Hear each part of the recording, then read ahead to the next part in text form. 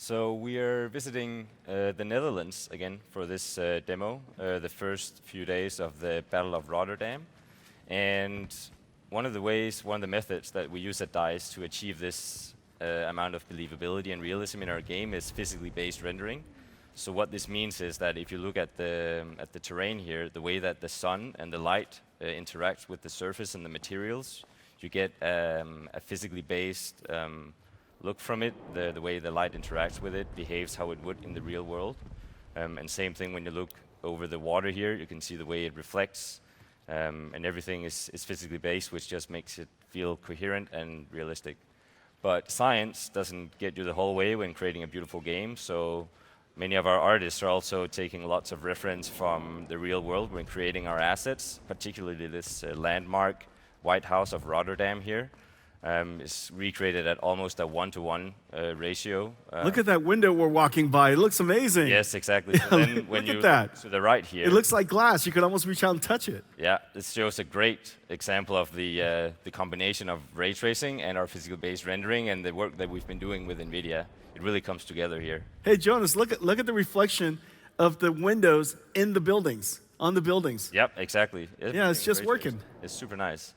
But of course, it's not a beautiful Dutch city without its own beautiful canals. So we can also walk over here. And of course, this is not just any normal canal, it's a ray trace canal. And we see the boats and the barges nicely reflected down there, as you would expect. And everything is looking really nice. But I would like to dive deeper into ray tracing and show you something more. So if we move to another area on the map, then here, to the left in the scene, we have a Churchill crocodile holding, and I have my friend Pavel in there, so if you can say hello to the audience for us, that'd be really nice. Hello there. Hey, wait. Look, check it out. That's perfect. Look at, we can see him nod in the water. Yeah, exactly, he's reflecting. Do it again. Yeah. That's amazing. So yeah, if you could do another favor for me and... Now, of course, we would expect that in reality, right? These things that happen in reality, when we're able to reproduce it using computer science, it brings us so much joy. Yeah, exactly, it's super cool. So yeah, if you can do me a favor and we can start looking at some more ray tracing, if you shoot your fire cannon across the scene here, then with ray tracing on, when looking down into the puddles, even when the flame effects is off screen, we still get the reflected view of the fire as we would expect.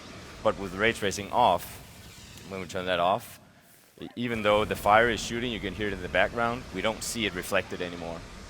So then if we turn RTX back on again and we move forward up to the tram cart, then inside the window of the tram cart right here, oh, look at that. and again, you can see the flame flying through the scene, moving dynamically. And not only do we reflect the dynamic moving particle effect, we also get a much more accurate representation of the surrounding environment. So, for example, you can see there's a high fidelity reflection of the surrounding city.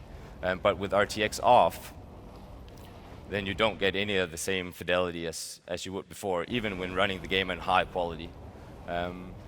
And then we've implemented a special little neat feature in this build for you, so we can slow down the time scale of the VFX. And if we turn RTX back on again, and then we can start shooting the tank's cannon on the sign over there, then we can see the explosion and the debris and the frostbite's destruction is also reflected in the ray trace view. Wow. Which, with RTX off, you lose all that detail, and it's just not nearly as exciting as it is with ray tracing on.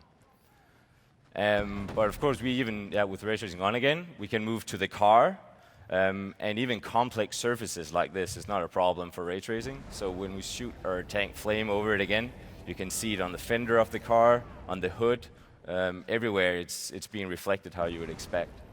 And a little fun thing is, if we move to the back of this car here, and we move around it, then we can in fact see our own soldier reflected in there.